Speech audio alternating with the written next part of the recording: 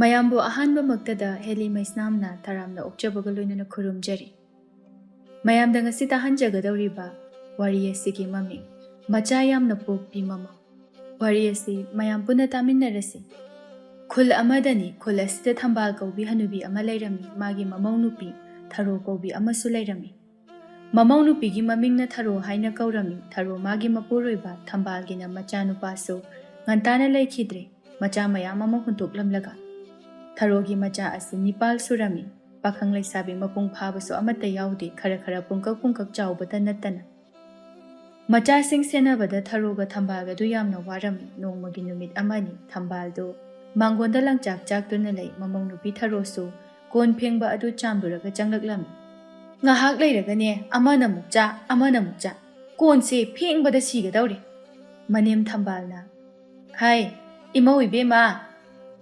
"ꯀꯩ ꯍꯥꯏꯒꯦ ꯏꯃꯥ?" "ꯑꯉꯥꯡꯁꯤꯡꯗꯣ ꯂꯥꯛꯄ ꯎꯔꯝꯕ꯭ꯔꯣ?" "ꯎꯗꯦꯗ ꯏꯃꯥ, ꯍꯜꯂꯛꯈꯤꯔꯣꯏꯌꯦ." "ꯃꯈꯣꯏ ꯍꯜꯂꯛꯇ꯭ꯔꯤꯉꯩꯁꯤꯗꯅꯦ ꯏꯃꯥ ꯂꯪꯆꯥꯛꯁꯦ ꯑꯝꯇ ꯆꯥꯛꯄ ꯂꯣꯏꯁꯤꯟꯒꯦꯅ ꯇꯧꯕꯅꯤ." "ꯅꯪꯅꯤꯗ ꯏꯃꯥ, ꯃꯈꯣꯏ ꯆꯪꯉꯛꯈꯤꯔꯣꯏꯌꯦ, ꯁꯥꯟꯅꯔꯝꯈꯤꯅꯤꯌꯦ." "ꯀꯅꯥꯅ ꯈꯪꯅꯤ, ꯑꯃ ꯐꯨꯠ ꯂꯥꯎꯅ ꯐꯥꯎꯖꯤꯜꯂꯛꯑꯗꯤ?" "ꯐꯥꯎꯖꯤꯜꯂꯛꯑꯒꯅ ꯐꯨꯔꯒ ꯇꯥꯟꯈꯣ ꯏꯃꯥ." "ꯇꯥꯜꯂꯒ ꯆꯠꯄ ꯑꯣꯏꯔꯗꯤ ꯐꯩꯌꯦ, ꯑꯗꯨꯁꯨ ꯆꯠꯂꯣꯏ꯫ ꯁ꯭ꯋꯥꯏꯁꯤꯗ ꯑꯗꯨꯝ ꯀꯞꯄꯒ ꯂꯩꯒꯗꯧꯔꯤꯕꯅꯤꯅꯦ, ꯋꯥ ꯅꯨꯡꯁꯥꯒ ꯁꯥꯒꯠꯂꯛꯄꯁꯤꯗꯅꯦ ꯇꯥꯅꯤꯡꯉꯣꯏꯗꯧꯔꯤꯕꯅꯤꯗꯣ." ꯊꯔꯣꯗꯨ ꯅꯣꯛꯏ꯫ ꯃꯅꯦꯝ ꯊꯝꯕꯥꯜꯅ ꯃꯈꯥ ꯇꯥꯗꯨꯅ, "ꯉꯁꯥꯏ ꯑꯩꯅꯅꯦ ꯑꯋꯥꯡꯒꯤ ꯇꯣꯝꯕꯤꯗꯒꯤ ꯍꯦꯛꯂꯛꯄ ꯍꯩꯅꯧꯗꯣ ꯈꯥꯏꯔꯒ ꯄꯨꯊꯣꯛꯑꯣ, ꯆꯥꯁꯤ, ꯅꯨꯡꯁꯥꯅꯒ ꯁꯥꯕꯅꯦ." "ꯍꯣꯏ ꯏꯃꯥ."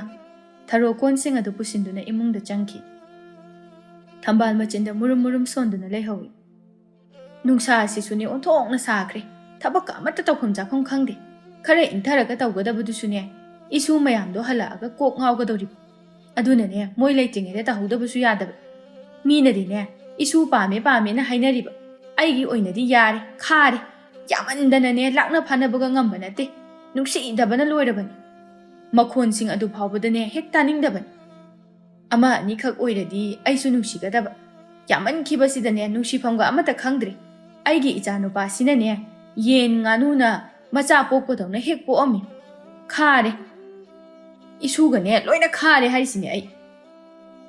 ꯇꯥꯟꯖꯥꯗꯨꯗ ꯊꯔꯣꯗꯣ ꯑꯃꯨꯛ ꯏꯃꯨꯡꯗꯒꯤ ꯊꯣꯛꯂꯛꯇꯨꯅ, "ꯏꯃꯥ, ꯍꯩ ꯀꯩꯗꯧꯔꯦ? ꯍꯩꯅꯧ ꯄꯨꯊꯣꯔꯛꯑꯣ ꯍꯥꯏꯔꯒ ꯄꯨꯊꯣꯔꯛꯇ꯭ꯔꯗꯤ?" "ꯏꯃꯥ, ꯍꯩꯅꯧꯗꯣ ꯂꯩꯔꯝꯗ꯭ꯔꯦ." "ꯀꯔꯤ, ꯂꯩꯔꯝꯗ꯭ꯔꯦꯕ?" "ꯍꯣꯏ ꯏꯃꯥ, ꯂꯩꯔꯝꯗ꯭ꯔꯦ." "ꯑꯁ, ꯑꯩꯅ ꯅꯨꯡꯊꯤꯜ ꯆꯥꯒꯦ ꯍꯥꯏꯗꯅ ꯊꯅꯝꯕꯅꯤꯅꯦ ꯇꯧꯔꯤꯁꯦ." "ꯑꯉꯥꯡꯁꯤꯡꯅ ꯎꯔꯝꯃꯅꯤꯌꯦ ꯏꯃꯥ." "ꯆꯥꯔꯝꯃꯅꯤ. ꯃꯈꯣꯏꯅ ꯆꯥꯗ꯭ꯔꯗꯤ ꯀꯅꯥꯅ ꯆꯥꯅꯤ?" "ꯏꯃꯥꯁꯨ ꯑꯉꯥꯡꯈꯩ ꯂꯩꯕꯅꯤꯅ ꯑꯉꯥꯡꯁꯤꯡꯅ ꯈꯪꯉꯣꯏꯗꯕ ꯃꯐꯝ ꯑꯃꯗ ꯀꯣꯛ ꯊꯅꯝꯒꯦ ꯍꯥꯏꯗꯦ." "ꯍꯩ, ꯊꯝꯃꯤꯕꯅꯤꯅꯦ ꯅꯪꯕꯣ. ꯑꯩꯅ ꯐꯅ ꯂꯣꯠꯂꯒ ꯊꯝꯂꯕꯁꯨꯅꯦ ꯃꯣꯏꯅ ꯍꯦꯛꯇ ꯈꯪꯉꯤ. ꯀꯃꯥꯏꯅ ꯇꯧꯔꯤꯅꯣ ꯈꯪꯗꯦ.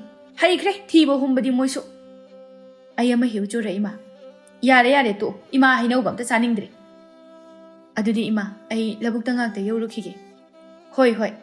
ꯑꯁꯨꯝꯅ ꯊꯔꯣ ꯂꯣꯏꯁꯤꯟꯗꯨꯅ ꯂꯧꯕꯨꯛꯇ ꯆꯠꯈꯤꯔꯝꯃꯤ꯫ ꯊꯝꯕꯥꯜ ꯃꯃꯧ ꯅꯨꯄꯤꯅ ꯆꯠꯈꯤꯕꯗꯨ ꯅꯨꯡꯉꯥꯏꯇꯅ ꯌꯦꯡꯗꯨꯅ ꯂꯩꯍꯧꯏ꯫ ꯃꯔꯥꯏꯕꯛ ꯊꯤꯔꯕꯅꯤꯅꯦ ꯑꯩꯒꯤ ꯏꯃꯧꯁꯦ, ꯃꯆꯥ ꯃꯌꯥꯝꯁꯦ ꯃꯕꯨꯛ ꯊꯟꯅꯅꯕ ꯍꯣꯠꯅꯕꯗ ꯊꯕꯛ ꯑꯃꯃꯨꯛꯁꯨ ꯉꯥꯏꯍꯥꯛꯇ ꯄꯣꯊꯥꯕ ꯁꯪꯖꯕ ꯅꯠꯇꯦ꯫ ꯅꯨꯃꯤꯗꯥꯡꯗꯅꯅꯦ ꯃꯆꯥ ꯃꯌꯥꯝꯁꯤꯅ ꯑꯃꯨꯛ ꯅꯤꯡꯉꯥꯏ ꯇꯧꯔꯒ ꯑꯣꯠꯀꯗꯧꯔꯤꯕꯅꯤ꯫ ꯍꯅꯨꯕꯤ ꯑꯩꯅꯅꯦ ꯏꯃꯧꯒꯤ ꯃꯇꯦꯡ ꯑꯃ ꯄꯥꯡꯅꯕ ꯍꯣꯠꯅꯕꯗꯅꯦ ꯀꯔꯤꯃꯇ ꯉꯝꯗꯦ, ꯈꯖꯤꯛ ꯄꯥꯡꯂꯤꯕꯁꯤ ꯅꯠꯇꯅ꯫ ꯏꯆꯥ ꯅꯨꯄꯥꯗꯨꯁꯨ ꯉꯟꯇꯥꯅ ꯍꯦꯛ ꯆꯠꯈꯤ, ꯃꯆꯥ ꯃꯌꯥꯝ ꯑꯁꯤ ꯍꯨꯟꯇꯣꯛꯑꯝꯃꯒ꯫ ꯃꯥꯗꯪ ꯂꯩꯖꯔꯝꯂꯕꯗꯤ ꯏꯃꯧ ꯅꯨꯄꯤꯅꯅꯦ ꯋꯥꯔꯤꯕꯁꯤ ꯈꯤꯇꯪ ꯑꯣꯏꯔꯕꯁꯨ ꯐꯔꯝꯒꯗꯕꯅꯤ꯫ ꯃꯆꯥꯕꯨ ꯁꯦꯟꯅꯒꯗ꯭ꯔꯥ, ꯄꯩꯁꯥꯕꯨ ꯇꯥꯟꯒꯗ꯭ꯔꯥ ꯈꯪꯗ꯭ꯔꯦ ꯇꯧꯔꯤꯁꯦ꯫ ꯑꯩꯒꯤ ꯏꯃꯧꯒꯤ ꯄꯨꯟꯁꯤꯁꯦ ꯌꯦꯡꯍꯩꯗ꯭ꯔꯦ꯫ ꯊꯝꯕꯥꯜ ꯃꯇꯣꯝꯇ ꯃꯨꯔꯨꯝ ꯁꯣꯟꯕ ꯂꯦꯞꯇꯦ꯫ ꯃꯆꯥꯁꯤꯡꯁꯦ ꯆꯥꯎꯔꯒꯕꯨꯗꯤ ꯃꯥꯅ ꯋꯥꯖꯔꯤꯕꯁꯤ ꯈꯔꯗꯤ ꯐꯔꯅꯤꯗ꯫ ꯇꯟꯖꯥ ꯑꯗꯨꯗ ꯃꯁꯨ ꯅꯨꯄꯤ 3ꯁꯨꯕꯤ ꯑꯗꯨ ꯆꯪꯂꯛꯏ꯫ "ꯑꯕꯣ,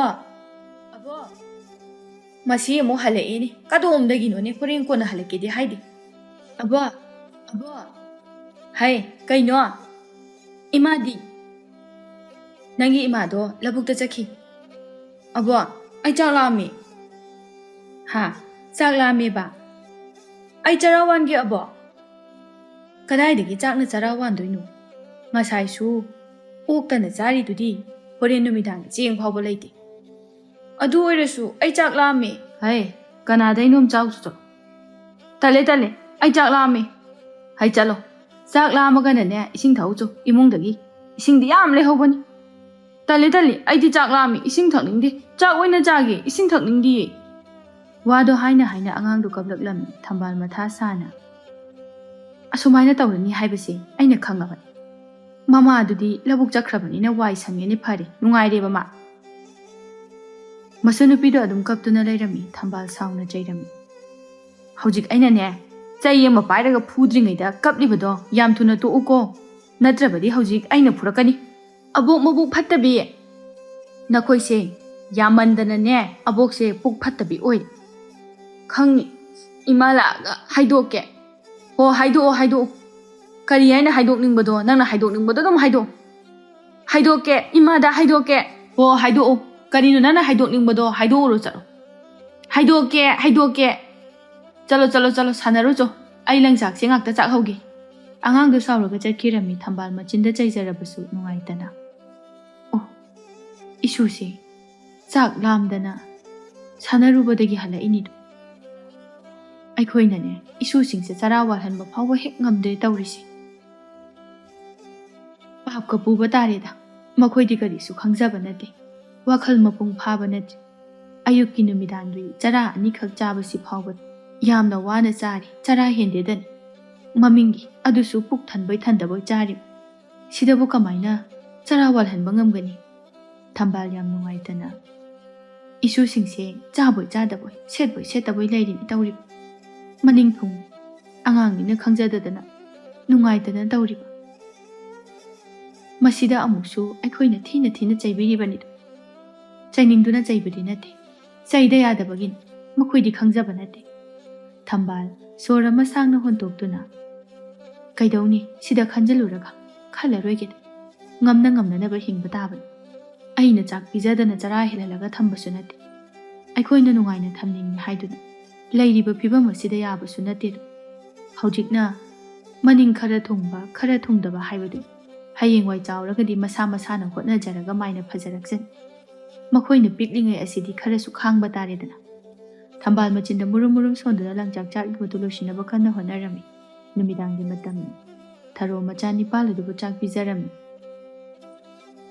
mana asukpa maithongda macha singaduna chak charibadu yengi macha ahal nupi aduna Ima tharona kaidawrage aikhoidi injang sungcha jade ising tolaga adum chai ising totpana hena hawbani hawte jo chakto tumina chaw ningai tawgani macha atomba aduna aikhoidi ngasai thawbo khoida jarawan bada insang chai hawi hawrabani nane pharabani adumaina migi mayumdagi khara yamna charaga law Taruk subi aduna hairaklam Thoibi khoigidi nga thongaga nga mayam chai Nang sumoidagi ne charaga lakpa yadro yumda paw amuktamdoi sarukpudi nga di pisu pijaraktasu namdana chagi haigadabani phura adi kaidobai phudoiba nga chabagi bo phunabro phuroi makhoina pijadrabasu ne ichana chaninglabadi ne namdana chaw macha amana amu Ima akhoigi su nga thongse thongdoini karam kanda thongdoi ba ima na thongni hairadi ne thongadabani yare ko ima di thongni hairaga sungthong su thongde thongni kaidawrage nga dagi henbani hojik charidu ima aidi thanaba chapada tumbi hoida nungtigi chara adum wali makhoida injang ahau ba mayam chai nga thongba su adum chai aduni dana ichasidia Nungtigi adum charaga lakadabani ko Hoi ima yengo icha langni di singdra wakhal leitra nakoi su sumaina chaba kaidawgi yumda hala aga ningai tawdoi sarukpudi tharo macha singi wahangi pakhum singa do magi thokpa ngamna na bakhum macha amana amu thoibi hoidi mama na yausangi phirom phajaba lera awi akhoigi di leiroidro ima amana amu hairai Thawbo khoigisu mama khoina leini hai Tombi khoigisu ne moi baba na leini hai phajaba macha mayam singdo amana mapanghaida hairaklami tharo macha sing aduda nungaitana yengi aduga machindana thokpa ama khumlaklami hai taningde nakhoine chak tumi na chaba yadro ha pangangda ngangi bido karigino ba chak chabada wayam ngangbuse phatabani khangaba makhoina leiri dudine hanagi firol do modba segaiba Adugi ahanba malayriba khangaba ꯅꯣꯏꯗꯅꯅꯦ ꯌꯥꯎꯁꯪꯒꯤ ꯂꯩꯕꯅꯦꯅ ꯍꯥꯏꯖꯜꯂꯤꯕ ꯌꯥꯎꯁꯪꯒꯤꯕꯨ ꯀꯅꯥꯅ ꯐꯤꯔꯣꯜ ꯂꯩꯅꯒꯦ ꯑꯗꯣ ꯏꯃꯥ ꯑꯩꯈꯣꯏꯒꯤꯁꯨ ꯃꯣꯠꯂꯤꯁꯤꯗꯤ ꯅꯈꯣꯏꯒꯤ ꯃꯣꯠꯄꯗꯨꯗꯤ ꯏꯃꯥꯅꯅꯦ ꯁꯨꯅꯤ ꯑꯗꯨꯒꯅꯦ ꯑꯍꯟꯕꯒ ꯆꯞ ꯃꯥꯟꯅꯔꯗꯕꯅꯤ ꯑꯁꯨꯝꯅ ꯊꯔꯣ ꯃꯆꯥꯁꯤꯡꯒ ꯉꯥꯡꯅꯗꯨꯅ ꯃꯆꯥꯁꯤꯡꯕꯨ ꯆꯥꯛ ꯄꯤꯖꯔꯝꯃꯤ ꯊꯔꯣ ꯃꯄꯥꯟꯗ ꯐꯤ ꯁꯥꯗꯨꯅ ꯂꯩꯔꯤꯕ ꯃꯅꯦꯝꯒꯤ ꯃꯅꯥꯛꯇ ꯂꯥꯛꯇꯨꯅ ꯏꯃꯥ ꯆꯥꯛ ꯆꯥꯅꯕ ꯇꯧꯔꯁꯤꯔꯥ ꯑꯉꯥꯡꯁꯤꯡꯕꯨ ꯄꯤꯖꯕ ꯂꯣꯏꯔꯕ꯭ꯔꯣ ꯍꯣꯏ ꯏꯃꯥ ꯄꯤꯖꯈ꯭ꯔꯦ ꯇꯨꯝꯅꯈ꯭ꯔꯕꯣ ꯃꯣꯏꯕꯣ ꯈꯪꯗꯦꯗ ꯏꯃꯥ ꯇꯨꯝꯒꯦꯔ ꯁꯥꯟꯅꯒꯦꯔ ꯃꯣꯏꯒꯤ ꯊꯣꯛꯄ ꯃꯥꯏꯅ ꯇꯧꯖꯔꯁꯅꯤ ꯆꯥꯛꯄꯨ ꯄꯤꯖꯈ꯭ꯔꯕꯗꯤ ꯌꯥꯔꯦ ꯑꯁꯨꯝꯅ ꯃꯅꯦꯝ ꯃꯃꯧꯗꯨ ꯆꯥꯛꯈꯨꯝꯗ ꯆꯪꯂꯛꯂꯝꯃꯤ ꯊꯔꯣꯅ ꯏꯃꯥ ꯉꯁꯤꯗꯤ ꯏꯟꯁꯥꯡ ꯊꯣꯡꯗ꯭ꯔꯦ ꯃꯣꯔꯣꯛꯁꯤ ꯆꯤꯛꯑꯒ ꯑꯗꯨꯝ ꯆꯥꯔꯁꯤ ꯍꯣꯏ ꯏꯃꯥꯒꯤꯗꯤ ꯀꯩꯁꯨ ꯀꯥꯏꯗꯦ ꯅꯣꯡꯃꯒꯤ ꯄꯥꯡꯅ ꯁꯥꯟꯅꯅꯕ ꯍꯥꯏꯕꯗꯨꯅꯤ ꯑꯁꯨꯝꯅ ꯃꯈꯣꯏ ꯑꯅꯤꯗꯨ ꯆꯥꯛ ꯆꯥꯔꯝꯃꯤ ꯊꯝꯕꯥꯜꯅ ꯆꯥꯛ ꯆꯥꯅ ꯑꯉꯥꯡꯁꯤꯡꯗꯤ ꯅꯤꯡꯉꯥꯏ ꯇꯧꯔꯝꯗ꯭ꯔꯣ ꯇꯧꯔꯝꯃꯤ ꯏꯃꯥ ꯑꯃꯅ ꯑꯃꯨꯛ ꯑꯃ ꯍꯥꯏ ꯑꯃꯅ ꯑꯃꯨꯛ ꯑꯃ ꯍꯥꯏ ꯃꯣꯏ ꯊꯣꯛꯄ ꯄꯪꯉꯥꯡꯗ ꯉꯥꯡꯉꯤ ꯑꯩꯁꯨ ꯑꯩꯒꯤ ꯊꯣꯛꯄ ꯄꯪꯈꯨꯝꯗ ꯈꯨꯝꯈ꯭ꯔꯕꯅꯤ ꯅꯪꯁꯨ ꯉꯥꯏꯍꯥꯛꯇꯤ ꯅꯀꯣꯛꯇꯣ ꯉꯥꯎꯔꯝꯃꯅꯤꯗꯣ ꯉꯥꯎꯕ ꯍꯥꯏꯕꯕꯨ ꯏꯃꯥ ꯀꯗꯥꯏꯗꯅꯣꯃ ꯆꯠꯅꯤꯡꯉꯕꯅꯤ ꯃꯈꯣꯏ ꯆꯥꯎꯔꯛꯄ ꯉꯥꯏꯗꯣꯏꯁꯦ ꯋꯥꯗꯧꯔꯤꯗ ꯇꯧꯔꯤꯁꯦ ꯃꯊꯪꯗꯤꯅꯦ ꯉꯥ ꯑꯝꯇ ꯊꯣꯡꯉꯒ ꯆꯥꯁꯦ ꯏꯃꯥ ꯀꯗꯥꯏꯗꯒꯤ ꯉꯥꯒꯤ ꯋꯥꯈꯜꯅꯣ ꯅꯪꯅ ꯑꯃꯨꯛ ꯇꯧꯔꯤꯗꯨꯅ ꯏꯃꯥ ꯆꯨꯝꯅꯒꯤ ꯏꯟꯁꯥꯡ ꯐꯥꯎꯕ ꯊꯣꯡꯗꯨꯅ ꯆꯥꯕ ꯉꯝꯗ꯭ꯔꯀꯥꯟꯁꯤꯗ ꯉꯥ ꯊꯣꯡꯕ ꯉꯥꯒꯗꯣ ꯆꯥꯕꯗꯤ ꯂꯥꯏꯔꯗꯅꯅꯦ ꯃꯅꯝ ꯐꯥꯎꯕ ꯇꯥꯈꯤꯗꯕ ꯀꯨꯏꯔꯦ ꯏꯃꯥꯁꯨ ꯆꯥꯅꯤꯡꯂꯤꯕꯅꯤꯅꯦ ꯑꯩꯈꯣꯏꯒꯤ ꯂꯩꯔꯤꯕ ꯐꯤꯕꯝ ꯑꯁꯤꯗ ꯆꯔꯥ ꯍꯦꯟꯒꯗ꯭ꯔꯥ ꯍꯥꯏꯕ ꯐꯥꯎꯕ ꯄꯥꯈꯠ ꯅꯣꯡꯃꯈꯛ ꯉꯥꯗꯣ ꯆꯥꯔꯒ ꯍꯥꯎꯒꯗꯕꯒꯤ ꯁꯔꯨꯛꯄꯨꯗꯤ ꯆꯔꯥ ꯍꯦꯟꯗꯕꯗꯨꯅ ꯆꯥꯛ ꯈꯤꯇꯪ ꯑꯣꯏꯁꯨ ꯆꯥꯕꯁꯤꯅ ꯐꯩꯀꯣ ꯏꯃꯥ ꯌꯦꯡꯉꯣꯏ ꯉꯥꯒꯤ ꯋꯥꯈꯜꯒ ꯈꯜꯂꯨ ꯂꯥꯛꯎꯅꯨꯀꯣ ꯑꯉꯥꯡꯁꯤꯡꯅ ꯉꯥ ꯊꯣꯡꯕꯤꯗꯦ ꯍꯥꯏꯅ ꯇꯣꯏꯅ ꯄꯟꯕꯁꯤꯗ ꯑꯩꯁꯨ ꯌꯥꯝꯅ ꯅꯨꯡꯉꯥꯏꯇꯦꯌꯦ ꯏꯃꯥ ꯑꯣ ꯑꯩꯁꯨ ꯅꯨꯡꯉꯥꯏꯕꯗꯤ ꯅꯠꯇꯦ ꯑꯗꯨꯕꯨꯅꯦ ꯃꯈꯣꯏꯒꯤ ꯋꯥꯗꯨ ꯇꯥꯔꯨꯅꯨ ꯆꯔꯥ ꯍꯦꯟꯗꯅꯕ ꯍꯣꯠꯅꯔꯒ ꯂꯣꯏꯔꯦ ꯃꯈꯣꯏꯅ ꯍꯌꯦꯡꯋꯥꯏ ꯆꯥꯎꯔꯒꯅꯦ ꯃꯌꯥꯝ ꯑꯃ ꯆꯥꯕ ꯌꯥꯏ ꯑꯉꯥꯡꯁꯤꯡꯅ ꯍꯥꯏꯕ ꯋꯥꯗ ꯁꯨꯝ ꯈꯟꯖꯤꯜꯂꯒ ꯅꯨꯡꯉꯥꯏꯇꯕ ꯄꯣꯛꯇꯨꯅ ꯂꯩꯔꯕꯗꯤ ꯌꯥꯔꯔꯣꯏꯀꯣ ꯈꯔꯁꯨ ꯊꯃꯣꯏ ꯀꯟꯕ ꯇꯝꯃꯁꯤ ꯐꯤꯕꯝꯁꯤꯗꯗꯤ ꯈꯪꯗ꯭ꯔꯦꯗ ꯏꯃꯥ ꯑꯩꯈꯣꯏꯒꯤ ꯄꯨꯟꯁꯤꯁꯦ ꯍꯤꯡꯗꯨꯅ ꯂꯩꯕ ꯍꯧꯅꯗ꯭ꯔꯦꯗ ꯏꯆꯥꯁꯤꯡꯒꯤ ꯆꯥꯕ ꯊꯛꯄꯗꯒꯤ ꯍꯧꯔꯒ ꯃꯅꯤꯡ ꯑꯝꯇ ꯊꯨꯡꯍꯟꯕꯁꯨ ꯉꯝꯗꯦ ꯃꯅꯦꯝ ꯊꯝꯕꯥꯜꯅ ꯍꯥꯏ ꯑꯗꯨꯃꯥꯏ ꯍꯥꯏꯔꯤꯕꯗꯤ ꯀꯔꯤꯒꯤꯅꯣ ꯑꯗꯨꯝꯅ ꯋꯥꯈꯜ ꯍꯟꯊꯒꯅꯨ ꯊꯧꯅꯥ ꯂꯩꯌꯨꯅꯦ ꯅꯪꯕꯣ ꯑꯁꯨꯝꯅ ꯁꯨꯝ ꯂꯩꯕ ꯌꯥꯕ ꯅꯠꯇꯦ ꯀꯔꯤꯒꯤ ꯑꯗꯨꯛ ꯌꯥꯝꯅ ꯋꯥꯈꯜ ꯁꯣꯟꯊꯔꯤꯕꯅꯣ ꯑꯁꯨꯛ ꯀꯨꯏꯕꯁꯤ ꯍꯣꯠꯅꯗꯨꯅ ꯈꯥꯡꯗꯨꯅ ꯂꯥꯛꯂꯒ ꯑꯩꯈꯣꯏꯒꯤꯁꯨ ꯅꯨꯡꯉꯥꯏꯕ ꯃꯇꯝ ꯍꯥꯏꯕꯗꯣ ꯁꯣꯏꯗꯅ ꯂꯥꯛꯀꯅꯤ ꯁꯨꯝ ꯋꯥꯔꯒ ꯂꯣꯏꯁꯤꯟꯕ ꯌꯥꯕ ꯅꯠꯇꯦꯅꯦ ꯄꯨꯟꯁꯤꯁꯦ ꯅꯆꯥꯁꯤꯡꯁꯦ ꯆꯥꯎꯔꯛꯈꯤꯅꯤ ꯃꯗꯨ ꯐꯥꯎꯕꯗꯤ ꯑꯋꯥꯕ ꯄꯨꯝꯕ ꯈꯥꯡꯗꯨꯅ ꯉꯥꯏꯕ ꯇꯥꯔꯦꯗꯅ ꯏꯃꯥ ꯃꯇꯨꯡꯗ ꯑꯗꯨꯒꯨꯝꯕ ꯋꯥꯍꯩꯗꯣ ꯑꯃꯨꯛ ꯍꯟꯅ ꯍꯥꯏꯒꯅꯨꯀꯣ ꯊꯔꯣ ꯃꯈꯥ ꯇꯥꯗꯨꯅ ꯌꯥꯎꯁꯪ ꯃꯌꯥ ꯌꯧꯁꯤꯜꯂꯛꯄꯁꯤꯗ ꯃꯊꯥ ꯌꯥꯝꯅ ꯁꯥꯔꯦ ꯏꯃꯥ ꯃꯤꯒꯤ ꯃꯆꯥ ꯃꯁꯨꯗꯤ ꯑꯗꯨ ꯂꯩ ꯑꯗꯥ ꯂꯩ ꯐꯤꯔꯣꯜ ꯂꯩꯔꯦ ꯃꯈꯣꯏꯒꯤꯁꯨ ꯂꯩꯌꯨ ꯍꯥꯏꯗꯅ ꯈꯜꯂꯨꯕꯗ ꯅꯨꯡꯉꯥꯏꯇꯦ ꯏꯆꯥꯁꯤꯡꯁꯦ ꯃꯅꯤꯡ ꯊꯨꯡꯗꯦ ꯃꯤꯒꯤ ꯃꯆꯥꯒ ꯌꯦꯡꯅꯔꯨꯕꯗ ꯃꯐꯤ ꯃꯔꯣꯜ 2-3 ꯁꯨꯅ ꯁꯦꯠꯄ ꯐꯥꯎꯕ ꯐꯪꯖꯗꯦ ꯑꯉꯥꯡꯁꯤꯡꯅ ꯍꯥꯏꯕꯗꯨ ꯁꯨꯝ ꯇꯥꯔꯒꯗꯤꯅꯦ ꯌꯥꯔꯔꯣꯏꯀꯣ ꯅꯪ ꯏꯃꯥ ꯈꯔꯅꯦ ꯇꯥꯁꯤꯟꯅꯗ ꯈꯔꯁꯨ ꯇꯥ ꯑꯗꯨꯃꯥꯏꯅ ꯂꯩꯕ ꯇꯝꯃꯨ ꯁꯨꯝ ꯈꯟꯖꯤꯜꯂꯗꯤꯅꯦ ꯋꯥꯈꯜ ꯂꯩꯅꯥ ꯅꯥꯕ ꯇꯥꯔꯤꯅꯦ ꯅꯪꯕꯣ ꯐꯔꯦ ꯏꯃꯥ ꯁꯤꯒꯨꯝꯕ ꯑꯋꯥꯕ ꯋꯥꯔꯤꯁꯦ ꯇꯣꯛꯑꯁꯤ ꯋꯥꯈꯜ ꯁꯣꯟꯊꯅꯕꯅꯤ ꯑꯗꯨꯅꯤ ꯈꯜꯂꯅꯨꯀꯣ ꯑꯁꯨꯝꯅ ꯃꯅꯦꯝ ꯃꯃꯧ ꯑꯗꯨ ꯆꯥꯛ ꯆꯥꯕ ꯂꯣꯏꯁꯤꯟꯗꯨꯅ ꯊꯕꯛ ꯄꯨꯟꯅ ꯂꯣꯏꯁꯤꯟꯃꯤꯟꯅꯔꯕ ꯃꯇꯨꯡꯗ ꯄꯣꯊꯥꯅꯔꯦ ꯃꯆꯥꯁꯤꯡ ꯑꯗꯨ ꯅꯨꯡꯊꯤꯜ ꯆꯨꯞꯄ ꯁꯥꯟꯅꯔꯨꯔꯕꯅꯤꯅ ꯄꯣꯞ ꯇꯥꯅ ꯂꯣꯏꯅ ꯇꯨꯝꯅꯈ꯭ꯔꯦ ꯑꯉꯟꯕ ꯑꯌꯨꯛꯅꯤ ꯊꯔꯣ ꯉꯟꯇꯥꯅ ꯍꯧꯒꯠꯇꯨꯅ ꯏꯃꯨꯡꯒꯤ ꯊꯕꯛ ꯑꯗꯨ ꯂꯣꯏꯁꯤꯜꯂꯤ ꯉꯟꯇꯥꯅ ꯍꯧꯒꯠꯂꯒꯅꯦ ꯃꯁꯤ ꯂꯣꯏꯁꯤꯟꯍꯧꯗ꯭ꯔꯕꯗꯤ ꯏꯆꯥ ꯃꯌꯥꯝꯁꯤ ꯍꯧꯒꯠꯂꯛꯂꯕꯗꯤ ꯂꯣꯏꯁꯤꯟꯐꯝ ꯑꯃꯇ ꯈꯪꯂꯣꯏꯗꯧꯔꯤꯕꯅꯤ ꯇꯧꯔꯤꯁꯦ ꯃꯅꯦꯝꯄꯣꯛꯁꯨ ꯍꯧꯒꯠꯂꯛꯂꯝꯃꯤ ꯃꯅꯦꯝ ꯊꯝꯕꯥꯜꯅ ꯅꯪꯕꯨ ꯑꯌꯨꯛꯁꯤꯕꯨ ꯂꯧꯕꯨꯛ ꯆꯠꯇꯣꯏꯔꯣ ꯍꯣꯏ ꯏꯃꯥ ꯉꯁꯤꯗꯤ ꯑꯌꯨꯛ ꯅꯨꯡꯊꯤꯜ ꯄꯥꯗꯣꯏꯅꯤ ꯑꯗꯨꯗꯤ ꯆꯥꯛꯁꯦ ꯑꯩꯅ ꯊꯣꯡꯕ ꯇꯥꯔꯤꯅꯦ ꯇꯧꯔꯤꯁꯦ ꯍꯣꯏ ꯏꯃꯥ ꯑꯩꯁꯨ ꯊꯕꯛꯁꯤꯡꯁꯦ ꯂꯣꯏꯁꯤꯜꯂꯝꯃꯒ ꯆꯠꯂꯗꯕꯅꯤ ꯐꯔꯦ ꯏꯃꯥꯁꯨ ꯑꯝꯇ ꯏꯔꯨꯖꯊꯣꯛꯈꯤꯒꯦ ꯆꯥꯛ ꯊꯣꯡꯅꯅꯕ ꯑꯗꯨꯒ ꯏꯁꯨ ꯃꯌꯥꯝꯁꯤ ꯍꯧꯒꯠꯂꯛꯇ꯭ꯔꯤꯉꯩꯗ ꯃꯈꯣꯏ ꯍꯧꯒꯠꯂꯛꯂꯕꯗꯤ ꯆꯥꯛꯀꯁꯦ ꯑꯃꯠꯇ ꯊꯣꯡꯐꯝ ꯈꯪꯂꯣꯏꯗꯧꯔꯤꯕꯅꯤ ꯑꯗꯨꯅꯅꯦ ꯃꯈꯣꯏ ꯍꯧꯒꯠꯂꯛꯇ꯭ꯔꯤꯉꯩꯗ ꯆꯥꯛꯁꯦ ꯑꯝꯇ ꯊꯣꯡꯍꯧꯒꯦ ꯍꯣꯏ ꯏꯃꯥ ꯐꯔꯦ ꯑꯩ ꯏꯪꯈꯣꯜꯗꯒꯤ ꯍꯪꯒꯥꯝ ꯈꯔ ꯃꯨꯟꯁꯤꯜꯂꯝꯃꯒꯦ ꯍꯧꯔꯝꯈꯤꯗ꯭ꯔꯅꯦ ꯍꯧꯔꯝꯒꯗꯕ ꯃꯥꯟꯗꯦꯕꯣ ꯃꯟꯕ ꯌꯥꯕ ꯈꯔꯗꯤ ꯂꯩꯍꯧꯕꯅꯦ ꯏꯃꯥ ꯉꯔꯥꯡꯗꯣ ꯑꯩꯅ ꯃꯟꯗ꯭ꯔꯕ ꯑꯌꯨꯛꯇ ꯑꯣꯏꯅ ꯊꯣꯡꯉꯒꯦ ꯍꯥꯏꯗꯅ ꯍꯣꯏ ꯆꯝꯊꯣꯡ ꯍꯦꯛ ꯇꯧꯅꯅꯕ ꯍꯣꯏ ꯏꯃꯥ ꯑꯁꯨꯝꯅ ꯊꯝꯕꯥꯜ ꯏꯔꯨꯖꯕ ꯆꯠꯈꯤ ꯊꯔꯣ ꯃꯥꯁꯨ ꯃꯥꯒꯤ ꯊꯕꯛꯁꯤꯡ ꯑꯗꯨ ꯂꯣꯏꯁꯤꯟꯗꯨꯅ ꯂꯧꯕꯨꯛꯇ Ngantana adum chadkre thambal mana chak thongba loisilakpa aduda angangsing adu hauganaraklami. Makoisingse haugalamane he. Thambal wado haina haina mapanda thoraklami angangsing adu sumangda sanaduna leirami thambalna. Nakoina sanaribadubu namai namitpu tarabrani he. Tadri abo. Nachinaya sengduna namai namit taraga sanaba kaidauge. Tauningde. Akoidi sananingi.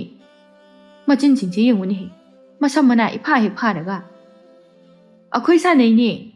Ho ado namai namit taraga. Nasam singdu ningthina hatuaga sanawaba amu. Angangsing adu mabok na hairibadu tade makoi thokpa sanaduna le. Makoi singse ngangna ni khanbada ai talleda asengba. Masidine chai ulaga dab tawdradi yararoi. Thambal chai uttuna angangsing aduda dab tawi. Pana kuina ngangna ruraba matungda angangsing adu machin maya sengduna mamai mamit adu thakri. Angangsing du thambal mana luina masamsing adu amuk hatok pirami. Makoi hotnabadane thabak singse amata tawba sangloidoribani tawrisi. Chakase phat phongtoaga loidoraba pisam ta loisingena tawbase yadredana se. Thambal masu sing aduda onsinduna. Lao loirabanina ne chak chathourasi. Chaningde aisu chaningde. Aisu charoi sanadoini. Sanabadu chak toga sanaba yadabro. Yade. Horendi noi soidana chak lamakani da. Sanabane hena luba nate ko. Lama oi kaisu. Horen chaba migi chak khawai ko chak leite. Insang su yaudabada. Aidi migi mayumda oina chani. Aisu thobi hoida charuni. Adudi aisu thaubo hoida charudoini. Hoine chauni. Nakoina chaning mo mafamda. Nakoida chagano haiba nate loina chaw. Ado yumda su khara chakhola. Horen migi da chaba phangdrabadi nakoi chak lambana nabukto tatkani ko. Aduna chaw. Noine chakhom amamam tang oirabasu chaw. Chak khaktuna thamnaba charawa ningai chaka amata leite ko. Kitang ni thongise haujik chahaubadan chare chahaudaba sing aduna ne chara adum hele. Nate isusa nakhoibu chak kitang chasilaga sanabaduna phatraba. Insang audaba ising tokpa chak to chaningde. Aisu chaningde haute. Aisu chaningde adudi. Kanana nakhoide insang yaudi haiki insang yawi. Yawramani. Abokna haijilaga. Aduni abokise akhoida haijinaini. Hai haijinba natene. Nakhoibu asengbagi yawini. Nakhoine charaga khangani ko. Kari injang thongge aba? Hangam thongi hangam. Chaningde. Nga thongba oina chaningi. Aisu chaningde. Hangamdi charaga leiradubu. Aisu nga thongba oina chaningi. Kari angangsingno toisiba. Ngangnaba thokna wakhre ko. Makoida ngangnabagi matamse loina hokre. Matamse loina mang. Isu ne na tawri singse kitang haibada amata yade. Hektane pattat kai ngangnadri phawa yadeba. Angangsingdo ningai tawrai. Aidi nga thongdradi charoi. Aisu charoi. Abo nga thongbiyo. Aisu nga chaningi. Hai hodipu kadaidagi ngano ha. Nakhoina nga haina ningai tawribase. Nga lawpham amata leite. Chak chaw hairadi kok chaba kaidaugi. Mina sida chak chara hendanaba hotnarib. Chara henba phabo yawnaribani. Aduga nakhoina nga thongde haina ningai tawba saradan. Karigi ngano hangamdagi hena hawba leite. Nakhoine nga chabadi lairadana chara hendribase. Yamna pharabani khangabra. Thambal masu singda jaiduna dab tawraga. Hai sina puraktringaidane chakse yam thuna chawla. Asumna thambal mana namduna ki halaga angangsing adu chak pijarami namdana. Angangsing adu su chak adu mabuk thanbai thandaboy. Mayam changduna charaga makut hamboy hamdaboy. Sanabane haiduna chenkirami. Thambal angangsingna sanaba chakkiba adu masada kharawai sanglami. Masu chak khara charaga konsing adu phingtoklaga anganggi fi khara sudoklamlaga. Konda fi saba karaklami. Isu singamta leitabasi. Sigoyadi nina tana fi saba ngamledana. Sisu makoida ngangnabada matamsi amna mangkreda ko. Angang ama ani ngangnaba phawbada thi moy chitlakansida. Angang nipal ngangnabasidi khuwang amani. Makoina sanaba chakkibasidi wai ama sang. Phaneksida saba loisilaga yonthoklaba. Imau nupigi mateng phanayamdi oinani do. Thambal matomda ngangduna wari saram. Labuktana kamdauri tharoga law suminaribasing aduna. Tharo kai haige che. Nangbu kemta chadrabo nayangkadu ikang kangsilinihe. Hoine, aisu haige tauramibani. Mamai gasi piktru hek pikselaga. Adunine tharo, nangbu saru ngakta ngairi. Khangdede ichi, noyu sungya yadi. Aisu noiningdibani. Chadradi noironi tharo nangbo. Machasingi honabada charammaroini amta. Aduni, machasingdo mabuk thalabadi haidana. Madi amta charammaroi. Adunani, mayang kanglibasi. Hoiche, ichasingbu puk thalabadi haidana. Aidi chaboi chadaboi adum taurabani. Makhoi puk thalaroidra haina pakhatana. Hoida, noigedabagi sarupudi nayang kangaga yangna leibaduna phaiko. Hoiche, aikoi tharosi wadi wajarabani. Waba haibabu iche, aingondagi hena wababu leiramkidadra haina khanjilahabani. Yengoi, thongna hanganuko, wakhal sonthahannu. Aduni, wakhal sonthagan. Nachasing chawraga soidana nungairakani. Hoiche, aisu warasu wana khangduna. Makhoibu charukpa ngairibani. Waba heliba makhai punsidane, punsi mali hainaribani. Khangdreda ichi. Naraibakna thirisu, napuroibasu ngantana hek isorna lausanbiki. Aduni, adusu apikpa macha mayam ama thanamaga. Aduni ichi.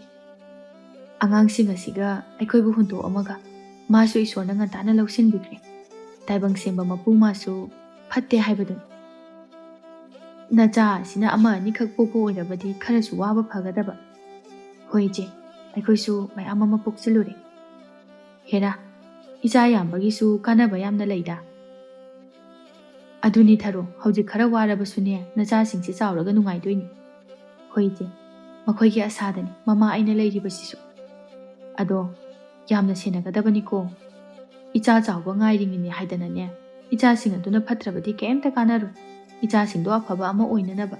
Maru oine, haujik machasing phattadan. Mama mapa oiba kaya wanare. Aduna munna sena hauko. Hoije, nangidi nachaga yame.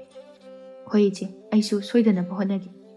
Aduni, tharogi macha yamisibu khara phatrasu khara amdi dum phani kaino.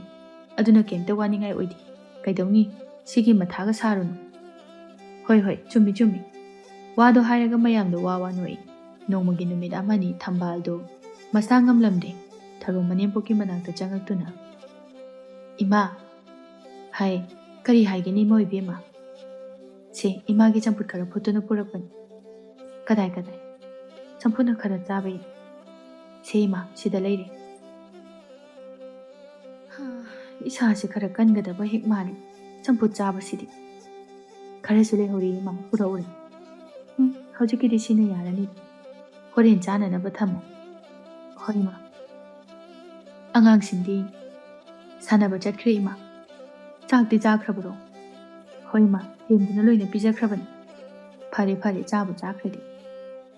Aina khara ingje ekhalibasidi makhoi leitabagini Imagisu chaksemora. Semakano ima chaningde kona chagi. Ngarangdagi nasado khara pharabo ima. Khitangdi phare. Pharanida ima kuina naba yaba nate. Nangbu labuk chakadaba natro.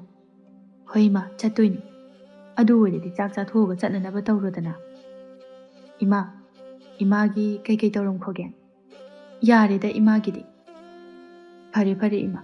Adudi ai chathoga thabuk chatnaba taurukigi. Hoi. Asumna tharo thokre thamal matha sana murum sonduna lehaw. Khani tawdana naribano khangdi. Hajaningba haibaduni. Awabada awaba piba haibaduni. Nongmagi ahal oisalakpa henjalakpani. Kuina sangna punsigadaba malak. Aina leitrabada imau nupi asina. Matomta karamna hinghogadawriba. Aina nabasida imau nupise hena matha saramani waramani. Thambal sor tapna honduna. Mapu mana karibu tambiramdiba. Taibang mapu sina imau nupigi nungaiba matamsing karam khandabu piribano. Aina siba tarabasu. Imau nupi sina nungaina lehogado uraga sini. Madu oirabadi siba tarabasu thamoisi khara pena sinidana. Imau nupigi sigumba phibam masida. Matomda thadoklamadi ai ngamla. Aine sibaga ngamloidawrida tawrisi. Nungthelgi matamni. Thambalna uirum tumthaduna leiringai matam adudani. Mapana mi langbagi makhol taraklam. Thambaldo hawgalaktuna. ꯀꯔꯤꯅꯣꯅꯦ ꯃꯄꯥꯟꯁꯤꯗ ꯑꯁꯨꯛ ꯌꯥꯝꯅ ꯂꯥꯡꯉꯤꯁꯤꯕꯣ? ꯏꯁꯨ ꯃꯌꯥꯝꯗꯣ ꯍꯜꯂꯛꯑꯒ ꯁꯤꯗ ꯁꯥꯟꯅꯔꯤꯕ ꯖꯥꯠꯂ? ꯈꯠꯅ ꯆꯩꯅꯕꯒ ꯌꯥꯎꯔꯕ ꯖꯥꯠꯂꯅꯦ ꯀꯞꯄꯋꯣ ꯀꯔꯤꯕꯣ ꯇꯧꯅꯔꯤꯕꯁꯤꯅ? ꯑꯩꯁꯦ ꯅꯥꯕꯒꯁꯦ ꯅꯥꯐꯝ ꯈꯪꯗ꯭ꯔꯦ, ꯄꯣꯊꯥꯐꯝ ꯈꯪꯗ꯭ꯔꯦꯅꯦ ꯏꯁꯨꯁꯤꯡꯁꯤꯅ꯫ ꯊꯝꯕꯥꯜ ꯁꯣꯜꯂꯤ ꯁꯣꯜꯂꯤ ꯃꯄꯥꯟꯗ ꯊꯣꯔꯛꯂꯝꯃꯤ꯫ ꯃꯥꯅ ꯃꯄꯥꯟꯗ ꯊꯣꯔꯛꯄꯗ ꯃꯁꯨ ꯅꯨꯄꯤ ꯑꯅꯤ ꯀꯞꯇꯨꯅ ꯂꯩꯔꯝꯃꯤ꯫ ꯍꯩ, ꯅꯨꯡꯁꯥꯅꯒ ꯁꯥꯕꯁꯤꯗ ꯀꯔꯤꯅꯣ ꯅꯈꯣꯏ ꯑꯅꯤꯅ ꯀꯞꯄꯤꯕꯗꯨꯕꯣ? ꯍꯥ? ꯇꯥꯅꯤꯡꯗꯕꯅ ꯂꯣꯏꯔꯦ, ꯏꯁꯥꯒ ꯉꯝꯗꯕꯒ꯫ ꯉꯥꯏꯍꯥꯛ ꯄꯣꯊꯥꯕꯁꯤꯗꯅꯦ ꯄꯣꯊꯥꯐꯝꯒ ꯑꯝꯇ ꯈꯪꯗꯦ꯫ ꯅꯥꯔꯤꯕꯁꯦ ꯑꯅꯥꯕꯒ ꯂꯣꯏꯅ ꯍꯦꯟꯖꯤꯜꯂꯛꯀꯗꯧꯔꯕꯅꯤ꯫ ꯐꯔꯛꯄꯗꯤ ꯂꯥꯏꯔꯗꯅ ꯅꯈꯣꯟ ꯈꯨꯌꯥꯛ ꯈꯨꯌꯥꯛꯁꯤꯡ ꯑꯁꯤꯒꯅꯦ ꯇꯥꯅꯤꯡꯗꯕꯅ ꯂꯣꯏꯔꯦ ꯑꯩꯗꯤ꯫ ꯃꯕꯣꯛꯅ ꯉꯥꯡꯂꯕꯁꯨ ꯀꯞꯄꯗꯤ ꯇꯣꯛꯇꯦ꯫ ꯍꯩ, ꯅꯣꯏ ꯑꯅꯤꯗꯅꯤꯅꯦ ꯑꯩꯅ ꯍꯥꯏꯔꯤꯁꯦ꯫ ꯑꯩꯅ ꯍꯥꯏꯕꯒ ꯀꯔꯤꯝꯇ ꯇꯥꯗꯅ ꯁꯨꯝ ꯀꯞꯄꯤꯅꯦ ꯃꯁꯦ꯫ ꯀꯞꯄꯤꯗꯣ ꯇꯣꯛꯑꯣ ꯍꯥꯏꯕꯅꯤꯅꯦꯍꯦ꯫ ꯑꯉꯥꯡ ꯑꯅꯤꯗꯨꯗꯤ ꯃꯕꯣꯛꯅ ꯍꯥꯏꯕꯒ ꯇꯥꯕꯤꯕ ꯅꯠꯇꯦ, ꯀꯞꯇꯨꯅ ꯂꯩ꯫ ꯊꯝꯕꯥꯜ ꯃꯁꯨ ꯑꯃꯗ ꯑꯣꯟꯁꯤꯟꯗꯨꯅ, ꯍꯩ, ꯏꯁꯨ ꯅꯨꯄꯥ, ꯃꯈꯣꯏꯅ ꯀꯞꯂꯤꯕꯁꯦ ꯀꯔꯤꯒꯤꯅꯣ? ꯈꯪꯗꯦ ꯑꯩꯈꯣꯏꯗꯤ꯫ ꯈꯪꯉꯣꯏ? ꯅꯪꯗꯤ ꯈꯪꯉꯣꯏꯕ?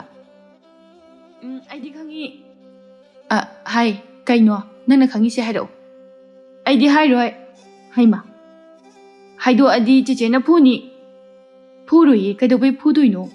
ꯏꯁꯨ ꯇꯣꯝꯕꯗ ꯆꯦꯆꯦꯅ ꯍꯦꯛꯇ ꯐꯨꯕ ꯌꯥꯄꯣꯠꯇꯦ꯫ ꯐꯨꯕꯗꯅꯦ ꯕꯣꯕꯣꯛ ꯇꯧꯒꯦ꯫ ꯕꯣꯕꯣꯛ ꯂꯩꯁꯤꯗꯤ ꯃꯣꯏꯅ ꯏꯁꯨꯗ ꯄꯪꯇꯧ ꯇꯧꯕ ꯌꯥꯕ ꯅꯠꯇꯦ꯫ ꯑꯕꯣꯛ ꯂꯩꯔꯤꯁꯤꯗꯤ ꯁꯦ, ꯑꯕꯣꯛꯇꯅꯦ ꯁꯦꯡꯅ ꯍꯥꯏ꯫ ꯑꯗꯨꯕꯨꯔꯣ, ꯆꯦꯌꯥꯏꯒ ꯆꯦꯇꯣꯟꯒꯅꯅꯦ ꯁꯥꯟꯅꯔꯒ ꯂꯩꯔꯤꯉꯩꯗ ꯃꯅꯤꯡꯒꯤ ꯑꯕꯣꯛꯅ ꯆꯥꯅꯕ ꯄꯤꯔꯝꯕꯗꯣ ꯆꯥꯃꯤꯟꯅꯧ ꯍꯥꯏꯅ꯫ ꯑꯗꯨꯒ ꯀꯩꯗꯧꯔꯕ?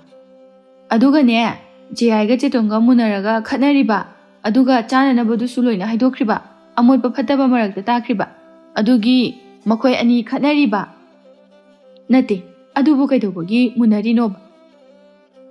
ꯌꯦꯟꯅ ꯌꯦꯟꯅꯗꯅ ꯆꯥꯃꯤꯟꯅꯕ ꯌꯥꯗ꯭ꯔꯣ ꯅꯈꯣꯏꯕꯣ? ꯑꯩꯉꯣꯟꯗ ꯄꯤꯔꯛꯄꯅꯦ, ꯆꯦꯌꯥꯏꯗ ꯄꯤꯕ ꯅꯠꯇꯦ꯫ ꯍꯩꯃꯥ, ꯑꯃꯗ ꯄꯤꯔꯁꯨ ꯀꯣꯛ ꯌꯦꯟꯅꯗꯨꯅ ꯆꯥꯃꯤꯟꯅꯕ ꯌꯥꯗꯕ꯭ꯔꯥ? ꯀꯔꯤꯒꯤ ꯑꯗꯨꯃꯥꯏꯅ ꯅꯕꯨꯛ ꯐꯠꯅꯗ꯭ꯔꯤꯕꯅꯣ? ꯅꯈꯣꯏꯁꯦ ꯑꯇꯣꯞꯄ ꯑꯃꯠꯇ ꯅꯠꯇꯦ, ꯅꯆꯤꯟ ꯅꯅꯥꯎꯅꯤꯅꯦ꯫ ꯑꯗꯨꯃꯥꯏꯅ ꯅꯕꯨꯛ ꯐꯠꯅꯗꯕꯗꯣ ꯐꯠꯇꯦ꯫ ꯑꯔꯩꯕꯗꯣ ꯈꯤꯇꯪ ꯑꯣꯏꯔꯕꯁꯨ ꯌꯦꯟꯅꯗꯨꯅ ꯆꯥꯃꯤꯟꯅꯒꯗꯕꯅꯤ, ꯈꯪꯉꯕ? ꯑꯗꯨ ꯑꯣꯏꯔꯁꯨ ꯑꯩꯉꯣꯟꯗ ꯄꯤꯔꯝꯕꯅꯦ ꯑꯕꯣ꯫ ꯍꯩꯃꯥ, ꯑꯗꯨ ꯆꯥꯃꯤꯟꯅꯧ ꯍꯥꯏꯔꯝꯃꯤꯗꯨꯗꯤ꯫ ꯆꯥꯃꯤꯟꯅꯔꯣꯏ꯫ ꯆꯦꯌꯥꯏꯗ ꯄꯤꯔꯝꯕꯗꯤ ꯑꯩꯉꯣꯟꯗ ꯄꯤꯖꯗꯦ, ꯃꯇꯣꯝꯇ ꯑꯗꯨꯝ ꯆꯥꯏꯗꯨꯗꯤ꯫ ꯑꯗꯨꯗꯤ ꯆꯥꯃꯤꯟꯅꯧ ꯍꯥꯏꯔꯝꯗꯕꯒꯤ꯫ ꯆꯦꯌꯥꯏꯅ ꯍꯥꯟꯅ ꯑꯩꯉꯣꯟꯗ ꯈꯠꯅꯕ ꯍꯧꯔꯛꯄ ꯅꯠꯇ꯭ꯔꯣ? ꯑꯁ, ꯀꯃꯥꯏꯅ ꯇꯧꯅꯤ? ꯑꯆꯤꯟ ꯈꯨꯀꯟꯁꯤꯡꯁꯤꯗꯤ꯫ ꯅꯪ ꯃꯃꯥ ꯂꯥꯛꯑꯒ ꯍꯥꯏꯗꯣꯛꯀꯦ꯫ ꯍꯥꯏꯗꯣꯛꯆꯧꯅ, ꯆꯦꯌꯥꯏꯁꯨ ꯃꯃꯥ ꯂꯥꯛꯑꯒ ꯍꯥꯏꯗꯣꯛꯀꯅꯤ꯫ ꯍꯥꯏ, ꯇꯧꯔꯣ, ꯅꯈꯣꯏꯒꯤ ꯊꯣꯛꯄ ꯇꯧꯒꯦꯔꯥ, ꯈꯠꯅꯒꯦꯔꯥ ꯈꯣꯠꯅꯒꯦꯔꯥ ꯅꯣꯏ ꯊꯣꯛ ꯇꯧꯔꯣ꯫ ꯅꯁꯝ ꯈꯣꯏꯅꯒꯦꯔꯥ, ꯅꯈꯣꯏꯒꯤ ꯊꯣꯛꯄ ꯇꯧꯍꯧꯔꯣ꯫ ꯑꯩꯅꯦ ꯅꯈꯣꯏꯒꯤ ꯅꯈꯣꯟꯁꯤꯡꯁꯦ ꯇꯥꯗꯅꯕ ꯃꯅꯤꯡꯗ ꯊꯣꯛꯑꯒꯅꯦ ꯐꯛ ꯊꯥꯔꯒ ꯇꯨꯝꯖꯔꯨꯔꯒꯦ꯫ ꯏꯁꯥꯒ ꯉꯝꯗꯕꯁꯤꯗ ꯍꯅꯨꯕꯤ ꯑꯩꯅ ꯅꯈꯣꯏꯒ ꯉꯥꯡꯅꯕꯒꯤ ꯄꯥꯡꯒꯜꯒ ꯌꯥꯎꯗ꯭ꯔꯦ꯫ ꯅꯈꯣꯏꯒꯤ ꯊꯣꯛꯄ ꯇꯧꯔꯣꯀꯣ꯫ ꯋꯥꯗꯣ ꯍꯥꯏꯔꯝꯂꯒ ꯊꯝꯕꯥꯜꯗꯣ ꯃꯀꯣꯛ ꯉꯥꯎꯔꯛꯇꯨꯅ ꯏꯃꯨꯡꯗ ꯆꯪꯈ꯭ꯔꯦ꯫ ꯑꯉꯥꯡꯁꯤꯡ ꯑꯗꯨꯗꯤ ꯑꯃꯒ ꯑꯃꯒ ꯑꯣꯟꯁꯤꯟꯅꯗꯨꯅ ꯃꯈꯣꯏꯒꯤ ꯊꯣꯛꯄ ꯂꯥꯎꯅꯔꯤ ꯈꯠꯅꯔꯤ꯫ ꯅꯣꯡꯃꯒꯤ ꯅꯨꯃꯤꯠ ꯑꯃꯗꯅꯤ ꯊꯝꯕꯥꯜꯗꯣ ꯁꯨꯃꯥꯡꯗ ꯃꯁꯨꯁꯤꯡ ꯑꯗꯨꯕꯨ ꯁꯦꯟꯅꯗꯨꯅ ꯂꯩ꯫ ꯊꯔꯣꯅ ꯃꯥꯡꯒꯣꯟꯗ ꯃꯅꯦꯝꯅ ꯁꯥꯕ ꯂꯣꯏꯔꯕ ꯐꯤꯁꯤꯡ ꯑꯗꯨ ꯀꯛꯇꯨꯅ ꯂꯩ꯫ ꯃꯗꯨ ꯂꯣꯏꯔꯕꯅꯤꯅ ꯑꯅꯧꯕ ꯑꯃꯃꯨꯛ ꯍꯧꯒꯗꯧꯔꯕꯅꯤ ꯇꯧꯔꯤꯁꯦ꯫ ꯍꯣꯏ ꯃꯥ, ꯍꯟꯗꯛꯇꯤ ꯃꯆꯨꯁꯦ ꯈꯔ ꯉꯥꯟꯕ ꯑꯃ ꯑꯣꯏꯅ ꯇꯧꯔꯁꯤ꯫ ꯑꯩꯁꯨ ꯈꯜꯂꯝꯃꯤꯕꯅꯤ꯫ ꯑꯗꯨꯕꯨ ꯀꯥꯏꯗ ꯌꯣꯟꯒꯦ ꯍꯥꯏꯅꯣ? ꯏꯃꯥ, ꯁꯤꯒꯤꯗꯤ ꯀꯩꯝꯇ ꯈꯜꯂꯨꯅꯨꯗ, ꯂꯧꯒꯦ ꯉꯥꯛꯇꯅꯤ꯫ ꯐꯔꯦ, ꯅꯪꯅ ꯐꯅꯅꯕ ꯌꯣꯜꯂꯣ꯫ ꯍꯣꯏ ꯃꯥ, ꯑꯗꯒꯤ ꯐꯪꯂꯛꯄ ꯄꯩꯁꯥꯗꯨꯅꯅꯦ ꯆꯦꯡ ꯈꯔ ꯋꯥꯟꯁꯤꯟꯗꯨꯅ ꯊꯝꯃꯁꯤ꯫ ꯅꯣꯡꯃꯒꯤ ꯆꯔꯥ ꯋꯥꯟꯕꯗ ꯑꯩꯈꯣই ꯁꯤꯕ ꯇꯥꯔꯦ꯫ ꯍꯣꯏ ꯃꯥ, ꯑꯩꯈꯣꯏꯁꯤꯕꯨ ꯆꯦꯡꯁꯦ ꯑꯗꯨꯝ ꯋꯥꯜꯂꯗ꯭ꯔꯥ ꯈꯪꯗꯦ, ꯂꯧꯒꯁꯦ ꯀꯔꯝ ꯀꯥꯟꯗ ꯎꯕ ꯐꯪꯗꯣꯏꯅꯣ ꯈꯪꯗꯦ꯫ ꯑꯩꯁꯨꯅꯦ ꯂꯧ ꯃꯆꯥ ꯑꯃꯇ ꯎꯔꯗꯤ ꯀꯥꯏꯅ ꯈꯜꯂꯤꯅꯤ꯫ ꯆꯦꯡ ꯁꯨꯝ ꯋꯥꯟꯗꯨꯅ ꯆꯥꯕꯁꯤꯅꯗꯤ ꯑꯉꯥꯡꯁꯤꯡꯁꯦ ꯃꯄꯨ ꯑꯝꯇ ꯊꯟꯕ ꯉꯝꯗ꯭ꯔꯦ꯫ ꯑꯗꯨꯅꯤꯅꯦ, ꯃꯊꯪ ꯆꯍꯤꯗꯗꯤ ꯁꯣꯏꯗꯅ ꯎꯅꯕ ꯇꯧꯔꯁꯤ, ꯀꯟꯅ ꯊꯤꯔꯒ ꯃꯤꯒꯤ ꯂꯧꯁꯥꯟ ꯑꯣꯏꯔꯕꯁꯨ ꯏꯃꯥ꯫ ꯇꯧꯔꯁꯤ꯫ ꯑꯗꯣ ꯅꯪꯕꯨ ꯆꯥꯛꯀ ꯊꯣꯡꯕ ꯂꯣꯏꯔꯕꯣ? ꯂꯣꯏꯔꯦ ꯏꯃꯥ꯫ ꯏꯟꯖꯥꯡꯗꯤ ꯀꯔꯤ ꯊꯣꯡꯉꯦ? ꯑꯋꯥꯡꯒꯤ ꯏꯆꯦꯗꯒꯤ ꯁꯧꯒ꯭ꯔꯤ ꯈꯔ ꯍꯦꯜꯂꯛꯄꯅꯤ, ꯑꯗꯨ ꯊꯣꯡꯖꯤꯜꯂꯦ, ꯃꯣꯔꯣꯛ ꯑꯃ ꯃꯦꯠꯂꯦ꯫ ꯐꯔꯦ꯫ ꯁꯧꯒ꯭ꯔꯤ ꯊꯣꯡꯕꯗꯣ ꯉꯥꯔꯤꯗꯤ ꯊꯥꯛꯄ꯭ꯔꯣ?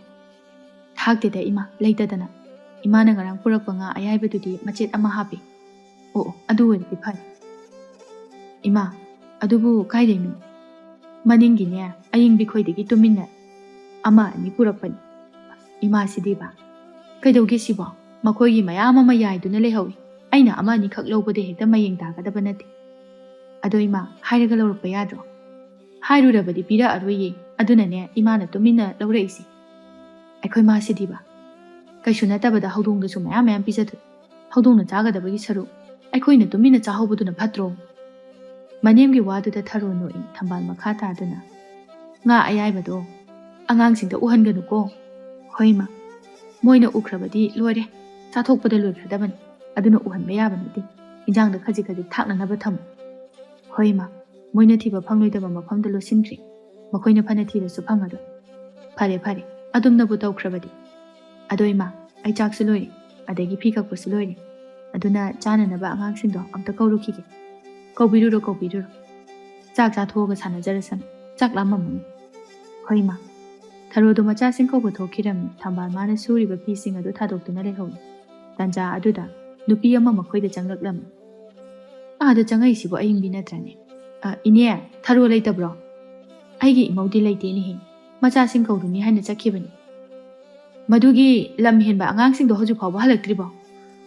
ꯍꯜꯂꯛꯇ꯭ꯔꯤ, ꯉꯁꯥꯏꯗꯒꯤ ꯁꯥꯟꯅꯕ ꯆꯠꯈꯤꯕꯗꯒꯤ꯫ ꯏꯅꯦ, ꯑꯌꯨꯛꯇꯒꯤ ꯑꯉꯥꯡꯁꯤꯡꯗꯣ ꯑꯗꯨꯃꯥꯏꯅ ꯊꯥꯗꯣꯛꯑꯗꯤ ꯌꯥꯔꯔꯣꯏ꯫ ꯑꯌꯤꯡꯕꯤ, ꯃꯈꯣꯏ ꯑꯗꯨꯛ ꯌꯥꯝꯕꯗꯨꯕꯨ ꯁꯦꯟꯅꯗꯨꯅ ꯂꯩꯕꯒ ꯉꯝꯕ ꯅꯠꯇꯦꯗ꯫ ꯑꯩꯅꯦ ꯑꯉꯥꯡꯁꯤꯡꯗꯣ ꯐꯨꯒꯦꯅ ꯂꯥꯛꯏꯅꯤ, ꯂꯝ ꯈꯔ ꯍꯦꯜꯂꯦ ꯃꯈꯣꯏ꯫ ꯑꯌꯤꯡꯕꯤ, ꯅꯪꯅ ꯑꯗꯨ ꯌꯥꯝ ꯁꯥꯎꯔꯤꯗꯨꯕꯨ ꯏꯅꯦꯗ ꯁꯦꯡꯅ ꯍꯥꯏ꯫ ꯏꯅꯦ, ꯑꯩꯒꯤ ꯅꯨꯄꯥꯅ ꯅꯍꯥꯟ ꯉꯥ ꯐꯥꯕ ꯆꯠꯇꯨꯅ ꯉꯥ ꯃꯌꯥꯝ ꯑꯃ ꯐꯥꯔꯛꯑꯦ, ꯑꯗꯨꯗ ꯑꯩꯅ ꯅꯤꯡꯊꯤꯅ ꯐꯖꯅ ꯌꯥꯏꯊꯣꯛꯑꯒ ꯊꯝꯕꯅꯤ, ꯐꯅ ꯀꯨꯏꯅ ꯆꯥꯕ ꯌꯥꯅꯅꯕꯅꯤ ꯍꯥꯏꯗꯅ, ꯑꯗꯨꯒ ꯏꯅꯦꯒꯤ ꯏꯁꯨꯁꯤꯡ ꯑꯗꯨꯅ ꯂꯣꯏꯅ ꯍꯨꯔꯥꯟꯗꯨꯅ ꯆꯦꯟꯈ꯭ꯔꯦ꯫ ꯃꯈꯣꯡꯕꯨ ꯑꯣꯟꯊꯣꯛꯅ ꯌꯥꯡꯈ꯭ꯔꯦ, ꯇꯥꯟꯅꯕ ꯉꯝꯗꯗꯅ ꯌꯥꯡꯅ ꯆꯦꯟꯈꯤꯕꯅ ꯍꯥꯜꯂꯦ꯫ ꯑꯩꯒꯤ ꯏꯁꯨꯁꯤꯡꯅ ꯉꯥꯁꯤꯡꯗꯣ ꯂꯧꯒꯦꯅ ꯂꯥꯛꯏꯅꯦ ꯏꯅꯦ꯫ ꯑꯉꯥꯡꯁꯤꯡꯅ ꯉꯥꯗꯨꯗꯤ ꯌꯨꯝꯁꯤꯗ ꯄꯨꯔꯛꯇꯦꯅꯦ ꯑꯌꯤꯡꯕꯤ, ꯅꯪꯒꯤ ꯉꯥꯗꯨꯕꯨ ꯐꯪꯗꯧ ꯃꯥꯟꯗ꯭ꯔꯦꯗ, ꯏꯁꯨꯁꯤꯡ ꯑꯗꯨꯅ ꯂꯣꯏꯅ ꯆꯥꯊꯣꯛꯑꯝꯃꯅꯤ, ꯉꯥꯗꯣ ꯆꯥꯗꯕ ꯀꯨꯏꯔꯕꯅꯤꯅ꯫ ꯀꯩꯅꯣꯗ ꯏꯅꯦ, ꯀꯔꯤ ꯋꯥꯇꯥꯅꯣ? ꯑꯌꯤꯡꯕꯤ, ꯑꯁꯦꯡꯕꯅꯤꯅꯦ ꯑꯩꯅ ꯍꯥꯏꯁꯦ, ꯑꯗꯨꯛ ꯂꯥꯏꯅ ꯍꯥꯏꯕ ꯍꯧꯅꯕ꯭ꯔꯣ? ꯅꯁꯨꯁꯤꯡ ꯑꯗꯨꯅ ꯉꯥ ꯍꯨꯔꯥꯟꯈ꯭ꯔꯒ ꯑꯩꯒꯤꯗꯤ ꯃꯥꯡꯕ ꯌꯥꯔꯣꯏꯀꯣ ꯏꯅꯦ? ꯏꯁꯨꯁꯤꯡꯅ ꯆꯥꯊꯣꯛꯑꯝꯃꯅꯤ ꯍꯥꯏꯕꯅꯤꯅꯦꯍꯦ꯫ ꯆꯥꯒꯦꯔꯥ ꯆꯥꯔꯣꯏꯔꯥ ꯏꯅꯦ, ꯏꯁꯨꯁꯤꯡ ꯑꯗꯨꯅ ꯑꯗꯨꯛ ꯌꯥꯝꯕ ꯉꯥꯗꯨ ꯍꯨꯔꯥꯟꯈꯤꯕꯅꯤ, ꯑꯗꯨꯅ ꯑꯩꯗꯤ ꯉꯥ ꯁꯤꯡꯗꯕ ꯌꯥꯔꯣꯏ꯫ ꯑꯩꯈꯣꯏꯗꯤ ꯀꯗꯥꯏꯗꯒꯤ ꯉꯥ ꯁꯤꯡꯗꯣꯏꯕ? ꯑꯩꯗꯤ ꯈꯪꯗꯦ, ꯉꯥꯗꯨ ꯁꯤꯡꯗꯕ ꯌꯥꯔꯣꯏ꯫ ꯑꯩꯈꯣꯏ ꯐꯥꯎꯕ ꯉꯥ ꯆꯥꯕꯗꯤ ꯂꯥꯏꯔꯗꯅ ꯆꯔꯥ ꯍꯦꯟꯗꯅꯕ ꯍꯣꯠꯅꯕꯗ ꯁꯤꯒꯦ ꯇꯧꯏ, ꯑꯗꯨꯒ ꯀꯃꯥꯏꯅ ꯉꯥꯗꯨꯕꯨ ꯁꯤꯡꯗꯣꯏꯅꯣ? ꯏꯅꯦ ꯍꯣꯏꯒꯤ ꯋꯥꯕ ꯋꯥꯗꯕ ꯎꯐꯝ ꯊꯣꯛꯇꯦ ꯑꯩꯒꯤꯗꯤꯅꯦ ꯉꯥꯗꯨ ꯁꯤꯡꯗꯕ ꯌꯥꯔꯣꯏ ꯍꯥꯏꯁꯤꯅꯤ꯫ ꯅꯪꯒꯤ ꯉꯥꯗꯣ ꯍꯧꯗꯣꯡꯅ ꯆꯥꯊꯣꯛꯈꯤꯕꯅꯤ ꯍꯥꯏꯅ ꯍꯦꯛ ꯈꯜꯂꯣ꯫ ꯀꯩꯅꯣꯗ, ꯍꯧꯗꯣꯡꯅ ꯆꯥꯕꯅꯤꯅ ꯀꯃꯥꯏꯅ ꯈꯟꯗꯣꯏꯅꯣ? ꯏꯅꯦꯒꯤ ꯏꯁꯨꯁꯤꯡ ꯑꯗꯨꯅ ꯆꯥꯔꯒ? ꯑꯣ ꯑꯗꯨꯕꯣꯕ ꯐꯪꯉꯔꯣꯏꯗꯕꯅꯤꯅ ꯍꯧꯗꯣꯡꯅ ꯆꯥꯕꯅꯦꯅ ꯈꯜꯂꯣ, ꯍꯧꯗꯣꯡꯅ ꯆꯥꯈꯤꯕꯗꯤꯅꯦ ꯑꯃꯨꯛ ꯍꯟꯅ ꯍꯜꯂꯛꯇꯦꯗꯅ꯫ ꯏꯁ, ꯏꯅꯦꯒꯤ ꯋꯥꯇꯥꯁꯤꯗꯤ ꯅꯁꯨꯁꯤꯡ ꯑꯗꯨꯅ ꯇꯧꯕꯗ ꯏꯅꯦ ꯍꯣꯏꯁꯨ ꯑꯗꯨꯝ ꯌꯥꯕꯩ ꯋꯥꯅꯤꯅꯦ꯫ ꯏꯅꯦ, ꯑꯉꯥꯡꯁꯤꯡꯗꯣ ꯂꯩꯀꯥꯏꯗ ꯑꯗꯨꯝ ꯊꯥꯗꯣꯛꯑꯒ ꯊꯝꯕꯗꯤ ꯌꯥꯔꯔꯣꯏ꯫ ꯍꯩ, ꯌꯥꯝꯃꯟꯗꯅ ꯊꯥꯗꯣꯛꯂꯤꯕꯅꯤꯅꯦꯍꯦ, ꯁꯦꯟꯅꯕ ꯉꯝꯗꯗꯅ꯫ ꯐꯩ, ꯑꯉꯥꯡꯁꯤꯡꯗꯣ ꯑꯩꯈꯣꯏꯔꯣꯝꯗ ꯂꯥꯛꯈꯤꯁꯅꯨ, ꯃꯅꯝ ꯇꯈꯩ ꯐꯨꯕ ꯉꯝꯗ꯭ꯔꯕ ꯑꯌꯤꯡꯕꯤ ꯅꯠꯇ꯭ꯔꯦꯗꯅ꯫ ꯋꯥꯗꯣ ꯍꯥꯏꯔꯒ ꯑꯌꯤꯡꯕꯤꯗꯨ ꯁꯥꯎꯅ ꯆꯠꯈꯤꯔꯝꯃꯤ, ꯊꯝꯕꯥꯜ ꯃꯆꯤꯟꯗ ꯃꯨꯔꯨꯝ ꯃꯨꯔꯨꯝ ꯁꯣꯟꯗꯨꯅ꯫ ꯏꯁꯨꯁꯤꯡ ꯑꯗꯨꯅ ꯉꯥ ꯆꯥꯕ ꯐꯪꯗꯗꯅ ꯃꯈꯣꯏꯗꯒꯤ ꯂꯧꯔꯒ ꯆꯥꯕꯗꯨꯕꯨ ꯑꯁꯨꯛ ꯁꯥꯎꯕ? ꯑꯉꯥꯡꯅ ꯆꯥꯕꯕꯨ ꯆꯥꯖꯈ꯭ꯔꯁꯅꯨꯅ ꯈꯟꯗꯣꯛꯄ ꯉꯝꯃꯤ꯫ ꯉꯥꯁꯤꯡꯗꯣ ꯏꯁꯨꯁꯤꯡꯅ ꯆꯥꯕꯗ ꯃꯈꯣꯏ ꯃꯍꯩ ꯎꯅꯤ ꯈꯪꯗ꯭ꯔꯤ꯫ ꯑꯁꯨꯝꯅ ꯊꯔꯣꯒ ꯊꯝꯕꯥꯜꯒꯗꯣ ꯃꯆꯥꯁꯤꯡ ꯑꯗꯨ ꯁꯦꯟꯅꯕꯗ ꯑꯋꯥꯕ ꯑꯃ ꯑꯣꯏꯔꯝꯃꯤ, ꯃꯆꯥ ꯃꯁꯨ ꯌꯥꯝꯕꯅꯤꯅ꯫ ꯑꯗꯨꯅ ꯈꯨꯜ ꯂꯩꯀꯥꯏꯅ ꯑꯗꯨ ꯇꯧꯔꯦ ꯑꯗꯥ ꯇꯧꯔꯦ ꯍꯥꯏꯅ ꯋꯥꯀꯠꯄ ꯑꯗꯨꯁꯨ ꯃꯈꯣꯏꯒꯤ ꯊꯣꯛꯄ ꯉꯝꯅꯅꯕ ꯈꯣꯝꯂꯝꯃꯤ ꯇꯥꯕꯣꯏ ꯇꯥꯗꯕꯣꯏ꯫ ꯑꯁꯨꯝꯅ ꯑꯗꯨꯝ ꯍꯤꯡꯂꯝꯃꯤ ꯃꯅꯦꯝ ꯃꯃꯧꯒꯤ ꯄꯨꯟꯁꯤ ꯑꯗꯨ꯫